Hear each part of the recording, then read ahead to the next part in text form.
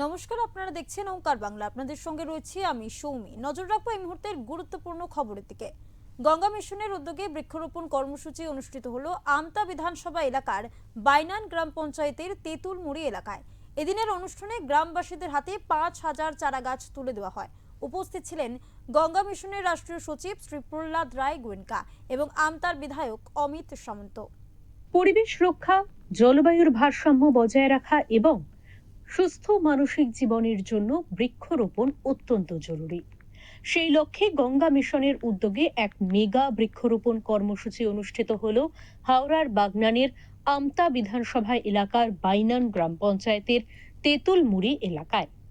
এই কর্মসূচিতে উপস্থিত ছিলেন গঙ্গা মিশনের রাষ্ট্রীয় সচিব প্রহ্লাদ রায় গোয়েঙ্কা এবং আমতার বিধায়ক অমিত সামন্ত। এদিনের অনুষ্ঠানে ৫,০০০ মানুষের হাতে ফলের চারা তুলে দেওয়া হয়। গাছের উপকারিতা সম্পর্কে প্রহ্লাদ রায় গোয়েঙ্কা বলেন, একটি ফল গাছ থেকে কয়েক বছরের মধ্যে চাষি যেমন ফল পাবেন, ঠিক তেমন ভাবেই অক্সিজেন পাবেন অসংখ্য মানুষ।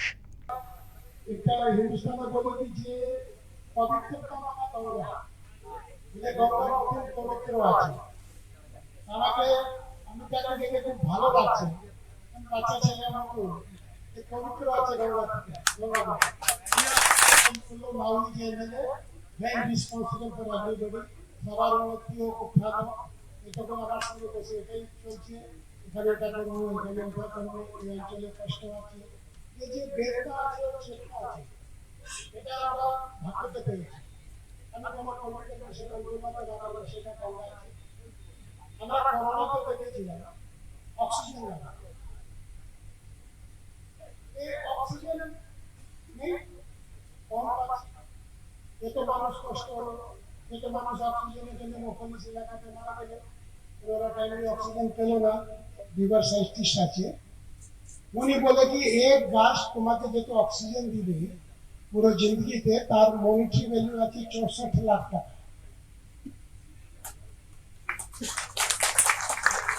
ফিগারটা আমি কেন বলতে চাইছি কি, আমগুলো সব ফলের গাছ আছে, পেয়ারা আছে, সব এই গাছকে अगर আপনি লাগাবেন না, তো আপনার বাড়ির সামনে মুফালিসি লাগাচ্ছে, একটু কাঁচা জমি আছে, দুটো या চারটা গাছ লাগাবে, সব হাইব্রিড আছে।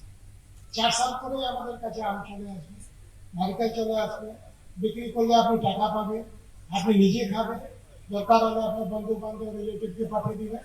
আমার বাগানে গাছের আম আছে, এর উপরে যে ফল আছে তার উপরে ওর কি অধিকার আছে, আমাকে তার অধিকার মেনে চলতে হবে। আমার বাড়িতে ফল হয়, আমরা ২-৪-৫ ঠাকুরকে ভোগ লাগাই। আসলে আমার ঠাকুর খায় না, আমরাই খাই, কিন্তু ওর অ্যাকাউন্টে খেয়ে যাই।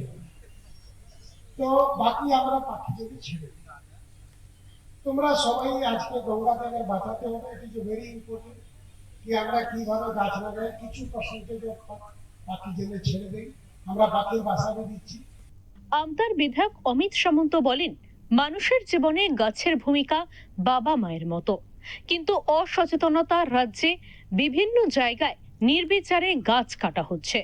এর বিরুদ্ধে সরকার কড়া পদক্ষেপ নেবে। যেগুলো আমাদের গাছ নষ্ট হচ্ছে তার জন্য আমরা বন দপ্তরকেও বলা আছে, যারা গাছ কাটছে তাদের বিরুদ্ধে উপযুক্ত এবং আইনানুগ ব্যবস্থা নেওয়ার জন্য।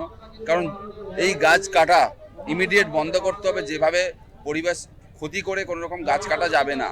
তো সেটা আমাদের পরিবেশ দপ্তরকেও বন দপ্তরকেও বলা আছে, এবং তার সঙ্গে সব জায়গাতে আমরা সচেতনতা চালাবো যাতে মানুষ যত বেআইনিভাবে গাছ না কাটে। কারণ একটা গাছ কিন্তু সারা জীবন মানুষকে কিন্তু যে পরিমাণ অক্সিজেন দান করে সেটা কিন্তু আমাদের মা বাবার তুলনায় কম কিছু না।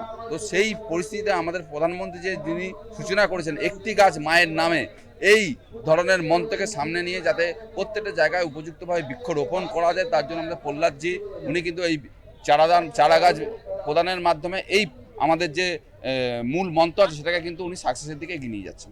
এই বৃক্ষরোপণ কর্মসূচিতে গঙ্গা মিশনের রাষ্ট্রীয় সচিব প্রহ্লাদ রায় গোয়েঙ্কা, আমতার বিধায়ক অমিত সামন্ত ছাড়াও উপস্থিত ছিলেন বাগনান ১ নম্বর ব্লকের বিডিও মানস কুমার গিরি, বাগনান থানার আইসি শুভ্র সান্যাল, সমাজসেবী প্রণব হাজরা এবং গ্রামবাসীরা। হাওড়া থেকে মনোজ চক্রবর্তীর রিপোর্ট, ওঙ্কার বাংলা। আসছে পরবর্তী খবরে, ততক্ষণ দেখতে থাকুন ওঙ্কার বাংলা।